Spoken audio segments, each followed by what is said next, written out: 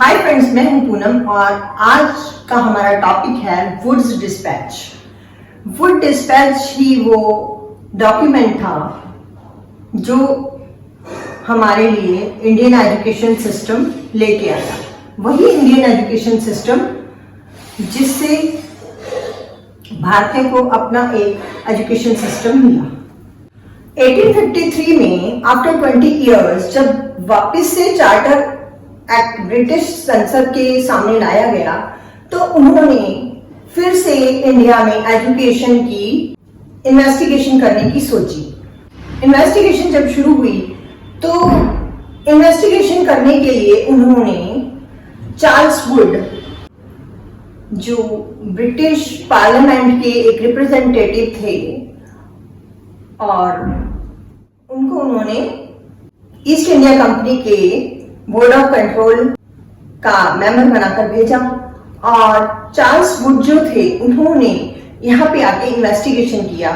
Charles Wood board of control के head भी रहे हैं और ये स्टेट ऑफ इंडिया के इंचार्ज भी रहे हैं। तो चार्ल्स वुड जो थे उन्होंने अपनी इन्वेस्टिगेशन में पाया कि क्योंकि पूरे इंडिया में मैकॉले वाला वो जो मीडियम ऑफ इंस्ट्रक्शन है वो इंग्लिश चल रहा था, इसलिए जो मेन जो एजुकेशन दी जा रही थी वो एलिट वर्ग को दी जा रही थी।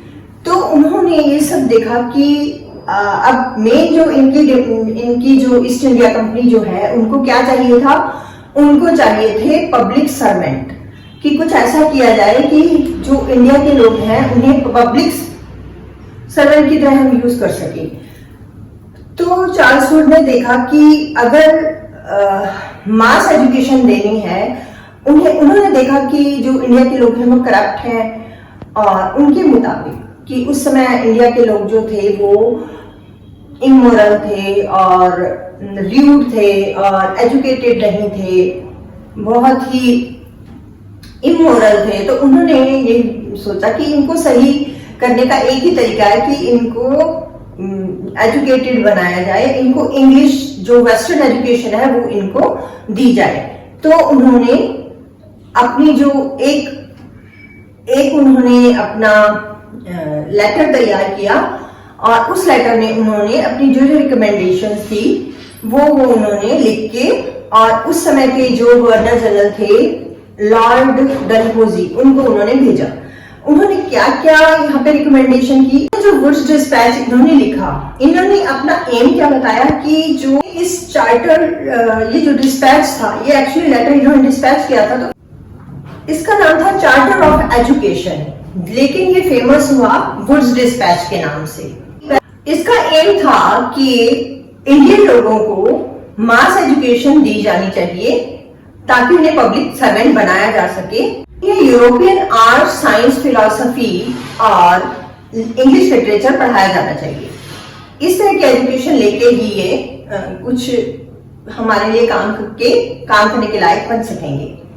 इन्होंने इंडिया में सेक्रेटरी ऑफ स्टेट के तौर पे भी काम किया था। इन्होंने पूरे इंडिया में इंग्लिश को मीडियम ऑफ इंस्ट्रक्शन बनाने में काफी बड़ी भूमिका निभाई, लेकिन इन्होंने सबसे पहला काम क्या किया, इन्होंने किया कि इंडिया में जो प्राइमरी एजुकेशन है उसमें वो इंग्लिश में नहीं दी जानी चाहिए, बल्कि वो जो है वर्नैक्युलर, एंग्लो वर्नैक्युलर लैंग्वेज में दी जानी चाहिए। एंग्लो वर्नैक्युलर लैंग्वेज का मतलब हो गया कि जिस तरह की हिंदी उस समय अंग्रेज लोग बोलते थे, उस तरह की हिंदी जो में बच्चों को एजुकेशन दी जानी चाहिए। मीन्स एजुकेशन उनकी मातृभाषा में होनी चाहिए, लेकिन जो बीच बीच में उनकी मातृभाषा के साथ ही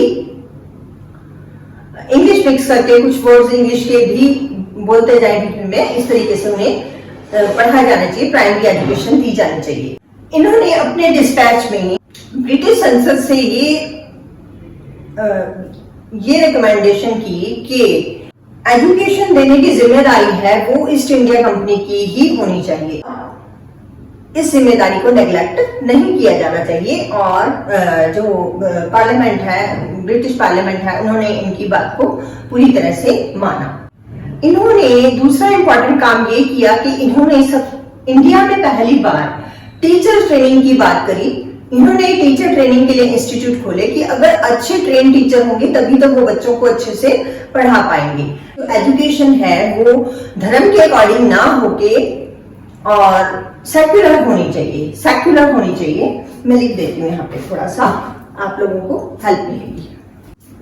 ये बहुत ही इंपॉर्टेंट है टॉपिक, और पहले भी मैं इन पे 2-3 वीडियो बना चुकी हूँ।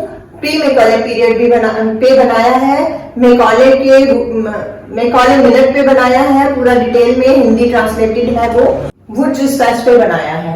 आज वुड डिस्पैच के बाद अभी ये इंग्लिश इन इंडिया वाली सीरीज ही चल रही है। सबसे पहला फायदा हमें क्या मिलता है वुड डिस्पैच से? हमें सबसे पहला फायदा ये मिलता है वुड डिस्पैच का कि सबसे पहले इंडिया में एक सिस्टमैटिक हायरार्की बनाई गई। हायरार्की बना के इन्होंने, हायरार्की का मतलब है कि सीढ़ी दर सीढ़ी एक शिक्षा प्रणाली को लागू किया गया इंडिया में। जैसे प्राइमरी एजुकेशन, फिर प्राइमरी के बाद हायर एजुकेशन, हायर एजुकेशन के बाद कॉलेज, कॉलेज के बाद पोस्ट ग्रेजुएशन, इस तरह की बात इन्होंने की। तो ये सब चीजें फर्स्ट टाइम इंडिया में लागू की गई थी। तो सबसे पहला इनका पॉइंट जो है, इन्होंने जो इनके ऑब्जेक्टिव्स थे, नंबर 1, इन्होंने प्राइमरी एजुकेशन को प्रमोट किया। Primary education,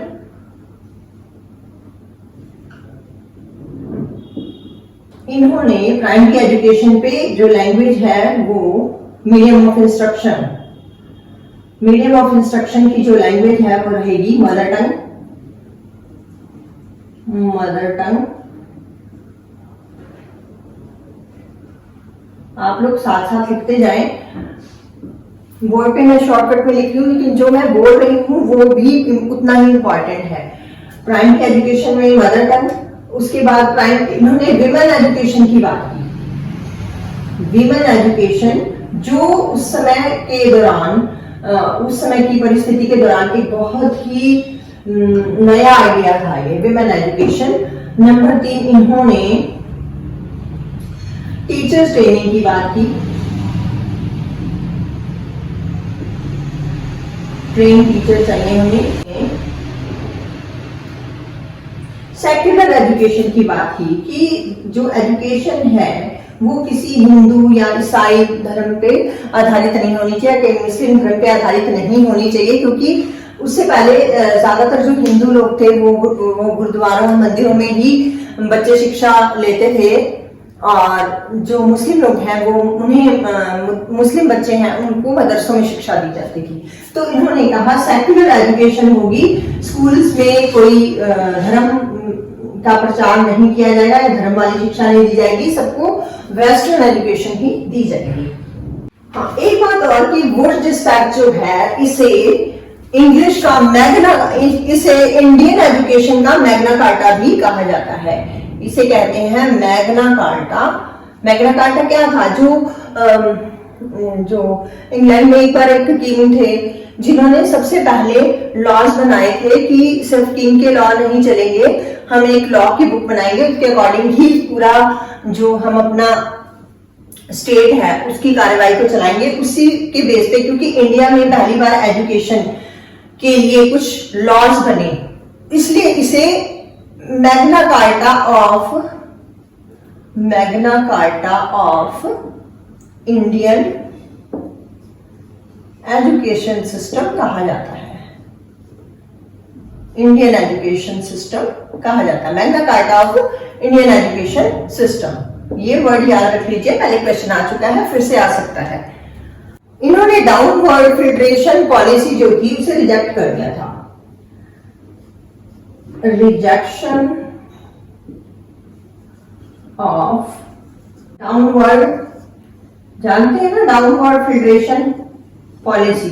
downward filtration policy किसने दी थी? मैकॉले ने दी थी।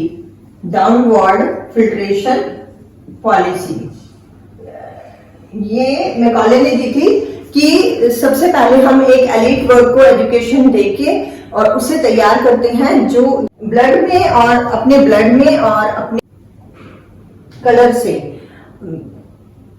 इंडियन होंगे, लेकिन वो जो है पूरी तरह से इंग्लिश एजुकेशन लेंगे तो इंग्लिश ही बन जाएंगे और वो अपने आगे जो है अपनी एजुकेशन को आगे अपने देशवासियों को अपने हिसाब से समझाते रहेंगे अपनी लैंग्वेज में, उनकी लैंग्वेज में।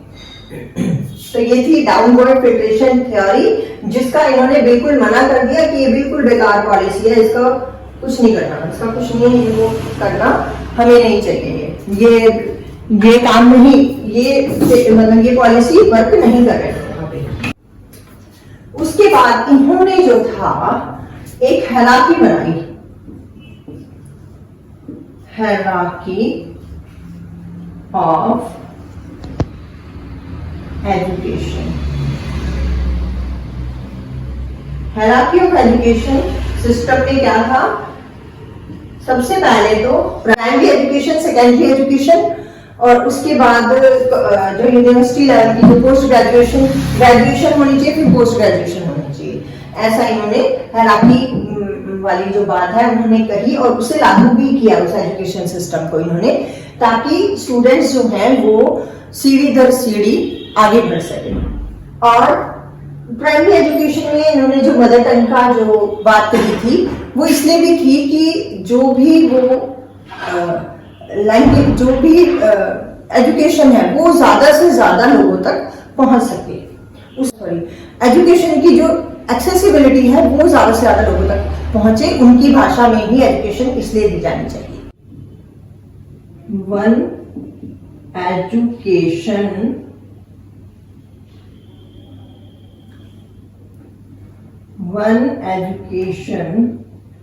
डिपार्टमेंट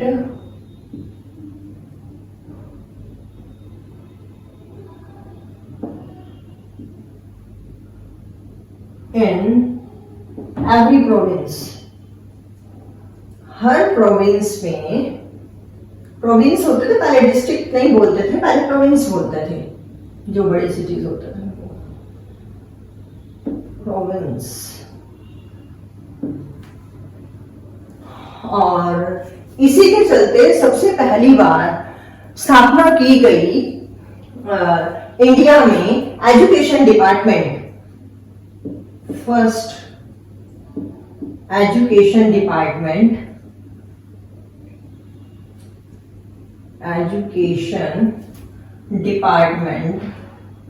कब बनाया था? फर्स्ट एजुकेशन डिपार्टमेंट बनाया गया था 1855 में। 1855 में बनाया गया था और उसके अलावा इन्होंने बताया कि हर इन एवरी डिस्ट्रिक्ट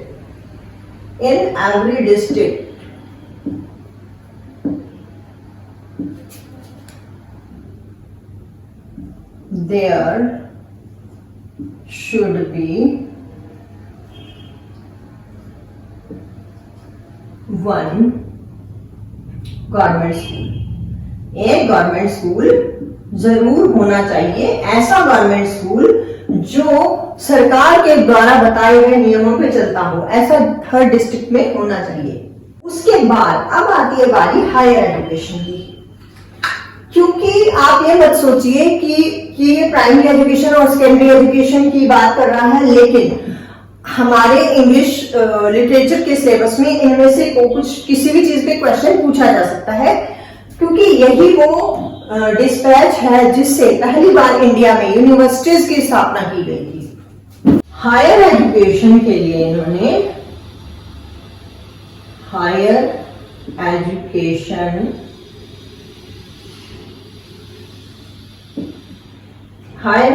में इन्होंने क्या किया कि there should be universities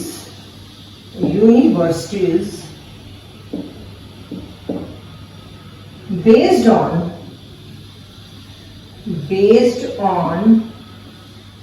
the model, किसके मॉडल पे? Model of London university, London university के मॉडल पे बेस्ड होना चाहिए। लंदन यूनिवर्सिटी बनी है 1836 में, नई नई बनी थी उस समय पे। और वो लंदन यूनिवर्सिटी क्या काम करती थी? वो पूरा प्लान तैयार करती थी कॉलेजेस के लिए, और उससे बहुत सारे कॉलेजेस जो भी इंग्लैंड में थे वो एफिलिएटेड थे कॉलेजेस। तो जो लंदन यूनिवर्सिटी जो थी उनके लिए सिलेबस बनाती थी, उनके लिए एग्जाम्स करवाती थी, उनके लिए एग्जामिनेशन पेपर बनाए जाते थे इस यूनिवर्सिटी में। तो इन्होंने कहा कि ऐसे लंदन यूनिवर्सिटी जैसे मॉडल की यूनिवर्सिटीज इंडिया में भी होनी चाहिए। तो उसके बेस पे हमारे यहाँ पे कौन सी यूनिवर्सिटीज बनी? हमारे यहाँ पे बनी यूनिवर्सिटीज मुंबई में Mumbai university, Mumbai university,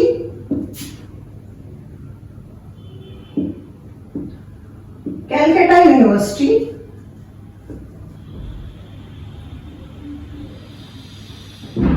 Calcutta university, अब तो कोलकाता बोलते हैं,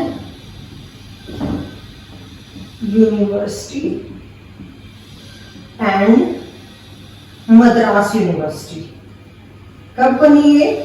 मद्रास यूनिवर्सिटी ये बनी 1857 में। जी हाँ, 1857 में जब हमारे यहाँ पे स्वतंत्रता संग्राम, सबसे पहला जब हमारा स्वतंत्रता संग्राम हुआ था, उसी साल ये यूनिवर्सिटीज भी बनी है। कौन कौन सी? मुंबई यूनिवर्सिटी, कैलकाटा यूनिवर्सिटी और मद्रास यूनिवर्सिटी 1857 में बनी है। याद रखना है, एजुकेशन डिपार्टमेंट इंडिया में सबसे पहले बना 1855 में, और उसके बाद ये तीन यूनिवर्सिटीज 1857 में बनी है। इसके बाद दो यूनिवर्सिटीज और बनाई गई थी, एक तो लाहौर यूनिवर्सिटी, लाहौर यूनिवर्सिटी और इलाहाबाद यूनिवर्सिटी, ये बनी है 1882 में। इनकी ही रिकमेंडेशन की वजह से बहुत सारे कॉलेजेस खुल गए, बहुत सारे शहरों में, बहुत सारे डिस्ट्रिक्ट्स में बहुत सारे कॉलेजेस एफिलिएटेड हो गए, और जो primary schools, colleges all over India सब जगह खुल गए। जो रीजनल लैंग्वेजेस थी उनका काफी बढ़ चढ़ के प्रमोशन हुआ।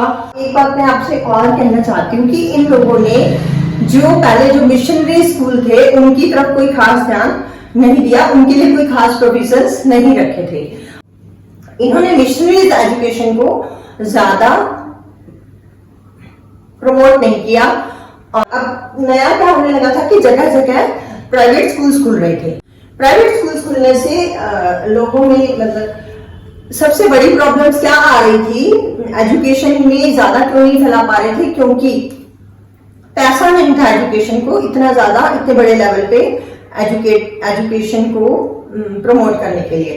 तो इन्होंने क्या रिकमेंड किया कि ग्रांट इन एड मीन्स जो भी आपके लोकल कोई रिच पीपल है या जो जिनके पास पैसा है और वो विलिंग है आपकी हेल्प करने के लिए, तो आप उनसे अगर वो डोनेशन देते हैं, जैसे दान देते हैं, तो दान ले सकते हैं। और आप अगर वो आपको लोन अगर आपको दे सकते हैं तो आप लोन लेके कर लीजिए, लेकिन शिक्षा को बढ़ावा दीजिए। तो ग्रांट इन एड का इन्होंने सजेशन दिया था कि जो लोकल पीपल हैं या फिर जो कैपेबल हैं लोग पैसा देने के, पैसा इन्वेस्ट करने के, तो वो इन्वेस्ट कर सकते हैं। अब हम देखते हैं कि इन सब का क्या प्रभाव पड़ा। इन्होंने तो अपनी रिकमेंडेशन दे दी और ये सब इम्प्लीमेंट भी कर दिया गया, लेकिन इनका सबका क्या इम्पैक्ट पड़ा? Number 1, enhanced women education.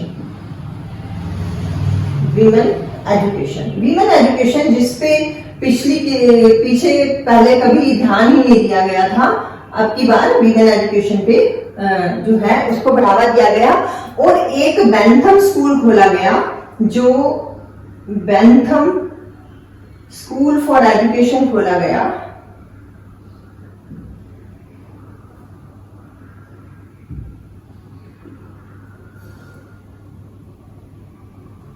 Bentham school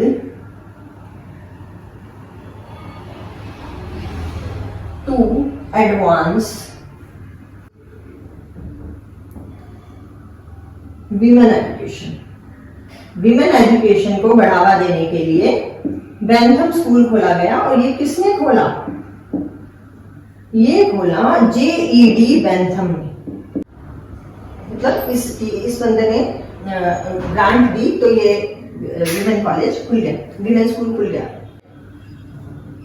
agricultural institute खोला गया। कहाँ खोला गया? पूसा, बिहार। पूसा, बिहार। बिहार में पूसा नाम की जगह पे खोला गया एग्रीकल्चर इंस्टीट्यूट। एक इंजीनियरिंग इंस्टीट्यूट रुड़की में खोला गया। अब ये कहाँ है? अब ये है उत्तराखंड में।